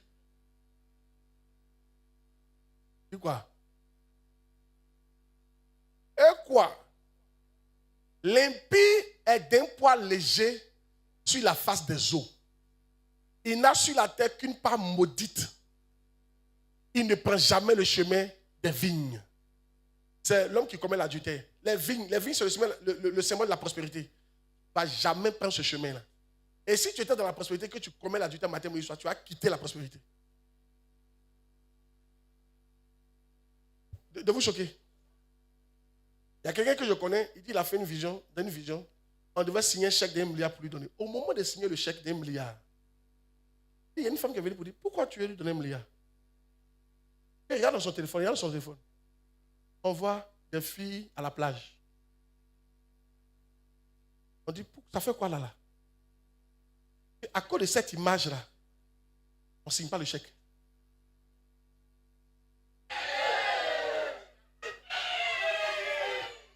Pornographie, les filles nues, garçons nus, tout ce que vous mettez dans votre téléphone là, ça parle contre vous.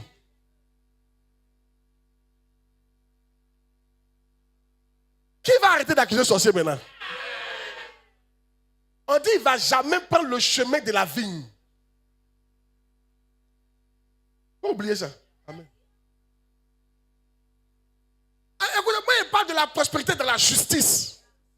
Il n'y a pas des gens qui mentent, qui volent pour être riches. Non, je parle de la prospérité dans la justice. C'est qui dure, c'est qui est agréable, c'est qui tu peux léguer à tes enfants. C'est ça qu'il parle. Hey! Une malédiction. Une malédiction. La malédiction de ceux qui ont des rapports sexuels avec les membres de leur famille. Deutéronome 27, verset 22. Vous l'avez joué là? Deutéronome 27, verset 22. Hey! Yeah. L'inceste, c'est pas bon du tout. Il a mis: maudit soit celui qui couche avec sa sœur, fille de son père ou de sa mère, demi-sœur, sœur complète. On ne couche pas avec. On dit tout le monde dira Amen. On est d'accord. Écoutez, si vous avez déjà couché avec votre frère, parce que quand vous êtes petit là, vous faites beaucoup papa et maman là. C'est à cause de ça, moi je vous encourage. Écoutez-moi bien. Si vous avez des enfants, ce n'est pas normal que la fille et puis le garçon dorment ensemble. À partir de déjà 11 ans, 12 ans, vous les séparez. Les enfants vont faire des choses que vous n'imaginez pas. Et ils vont envoyer la maison dans la maison. C'est pour ça que Dieu doit te rendre prospère pour que tu aies 3 chambres salon. Une chambre pour les filles, une chambre pour les hommes. Quelqu'un n'a pas dit Amen, tu reçois la grâce au nom de Jésus. Tu déménages de ton entrée couchée au nom de Jésus Nazareth. Mais dis Amen, fois tu reçois la grâce, non? Si tu es toi seul avec ta femme, il n'y a pas de problème. Mais une fois qu'un enfant vient qui commence à grandir, quand c'est en train de coucher là, tu dors l'enfant, non? L'enfant a 4 ans, 5 ans, 6 ans. Vous croyez qu'il ne sait pas ce que tu fais? Un jour, l'enfant était là, il a 6 ans. Il dort à eux. Papa, il est un peu réveillé. Donc il vient aller vers maman. Elle dit, ils sont là. Il est là, il ne dort pas. L'enfant dit, je dors.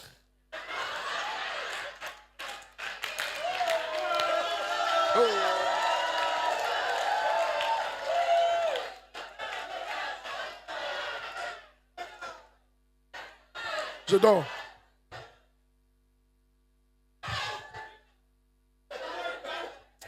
Voilà, vous ne connaissez pas les enfants là-dedans.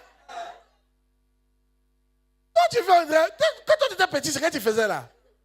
Il y a longtemps, hein, le péché n'était pas encore monté comme ça. Hein. Il y a longtemps, c'est ce que tu faisais. Tu regardais dans les trous. Un petit trou de porte. Imagine ce que toi, ton enfant fait. Tu crois qu'il dort. C'est pour ça, Dieu doit te rendre prospère. Tu dois payer ta dîme, être honnête, pour que Dieu te rende prospère, pour que l'enfant ait sa chambre. Il y a des trucs qu'on ne fait pas devant l'enfant. Il te dit en même temps. Et quand ils ont atteint un certain âge, on ne les sépare. Garçon à part, femme à part. C'est comme ça. C'est comme ça qu'on fait.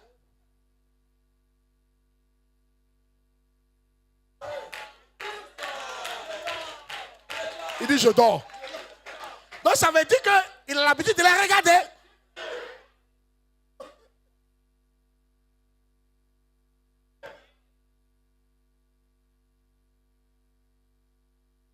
Il dit il dort, ils n'ont qu'à faire. Il dit il dort, ils n'ont qu'à faire. Il ne faut pas, ils vont le regarder.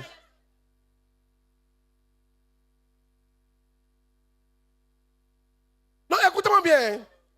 J'ai fini comme ça. L'un des points qui fait que vous n'êtes pas prospère, vous n'avez pas envie d'être prospère. Vous allez, papa, comment? Vous n'avez pas envie. Tu sais, ce n'est pas dire j'ai envie. Non. C'est ce que tu fais qui montre que tu as vraiment envie. Un enfant qui va au bac, qui dit j'ai envie d'avoir le bac, puis il n'étudie pas, il n'a pas envie. C'est moi, il n'a pas envie d'avoir le bac. Fais semblant. C'est ce qu'on fait nous tous. On veut prospérer, mais vous n'avez pas envie. Tu veux prospérer, on fait 3 jours de jeûne ici, tu ne viens pas. Tu sais que tu as un problème. Tu n'as pas envie. Tu n'as pas envie. Tu veux prospérer, on dit venez au culte mercredi, tu ne viens pas. Tu n'as pas envie. On dit mais on vous oint, tu ne viens pas. Tu n'as pas envie. Tu n'as pas envie. Tu fais semblant. Tu fais comme si tu souffres. Oh, tu ne souffres pas. Tu veux prospérer, tu bouffes 10. Tu n'as pas envie. Si tu as envie de prospérer, quoi? Quand on veut étudier pour avoir bac là, souvent on ne dort pas. C'est vrai ou c'est faux? Tu bois café noir pour étudier. Quelqu'un qui a envie là, on ne voit pas ça dans ce qu'il dit. On voit dans ce qu'il fait. On voit ça dans ce qu'il fait. Si tu as envie vraiment de prospérer, hein, tu vas voir, Dieu là, il a pris Abraham, Israël du désert. Et puis il a dit, si vous m'obéissez, vous serez prospère. Si tu as envie vraiment là, tu vas obéir. Tu vas vraiment obéir. Ésaïe 48, verset 17. Voilà le verset. Il a fini comme ça. Amen. Maintenant j'ai envie. Tu n'as pas envie. n'as pas envie de sortir de chambre salon. Hein. Tu te plais dedans. Avec les enfants. Ils te regardent. Ils dorment. Ainsi parle l'Éternel, ton Rédempteur, le Saint d'Israël. Moi, l'Éternel, ton Dieu, je t'instruis pour ton bien. Dieu est déjà bien. C'est nous, on n'est pas bien. Il est déjà Dieu. Il est déjà riche. Il est déjà grand. C'est nous, on souffre. Donc, lui, il nous instruit pour qu'on devienne bien. Donc, celui qui veut vraiment devenir bien, là, on va voir ça dans ton obéissance. Il va te forcer pour obéir. Depuis Jean-Baptiste jusqu'à maintenant, le royaume de Dieu est forcé. Si tu ne te forces pas pour obéir à Dieu, tu ne vas jamais obéir. On se force pour payer dîme.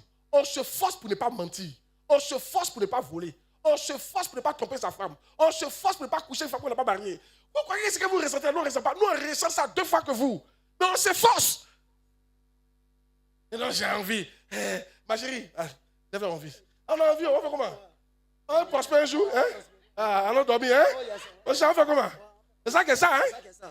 Toi, tu as envie comme ça? Si tu avais envie, quand ta chair te dit va, tu dis non. Tu veux sortir de cette souffrance-là. C'est ça, on voit que tu as envie. Et si tu avais envie, dimanche, tu te lèves tôt, tu viens à l'église. Quand il y a un programme, tu dis allons enchaîner. Mais si ça me coucher comme ça, même s'il dit papa, il ne peut plus, je suis là. C'est là on voit que tu as envie. J'ai envie. On met gêne, tu ne viens pas. J'ai envie. Dans le ventre, tu ne donnes pas. Tu as envie comment même? Tu as envie comment? Depuis Jean-Baptiste, le royaume de Dieu est forcé. Forcé.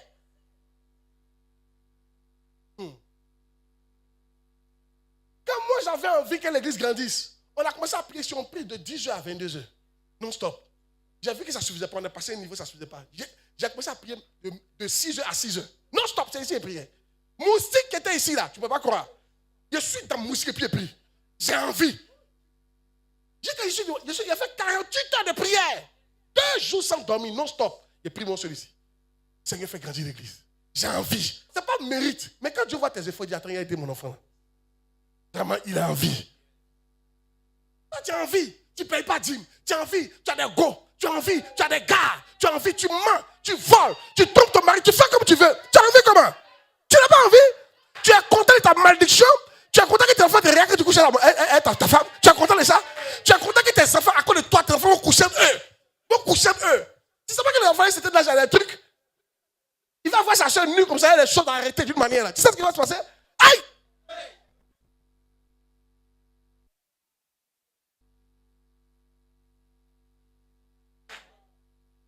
Amen.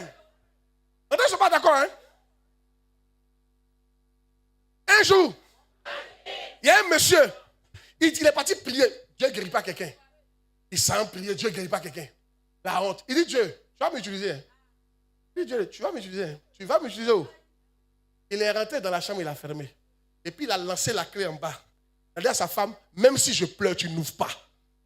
Tant qu'il n'a pas fait 21 jours, tu n'ouvres pas. La prière n'a pas ouvert. Il est resté là-bas 21 jours. Il a prié. Le 21e jour, Jésus lui est apparu. Il a donné l'onction. Quand il est sorti là, la famille a changé. Son nom a pris. Ah, tu as envie? Tu n'as pas envie? Tu n'as pas envie? Tu n'as pas envie, oh, tu fais semblant. Tu n'as pas envie? Moi, j'avais envie, j'ai commencé à payer 50% de dîmes. Ouais, j'avais envie. Toi, tu as envie et puis tu passes ton temps. Hein? Tu as envie comme ça? Non, quand même, il ne faut pas faire ça. Je ne t'accuse pas. Mais pendant que je parle, l'onction pour avoir envie vient sur ton nom de Jésus. Dis Amen, bien tu reçois la grâce. L'onction vient sur ton nom de Jésus. Tiens-toi debout. L'onction vient sur ton nom de Jésus. Que la malédiction soit brisée. Ah, dis Amen, bien tu reçois la grâce. Je vois quelqu'un qui aura envie à partir de maintenant. Amen. Je vois quelqu'un qui va faire ce qu'il faut pour sortir de cette malédiction. Amen. Tu n'as pas dit Amen fort pour recevoir cette grâce. Je vois quelqu'un qui va arrêter la malédiction dans sa famille. Amen.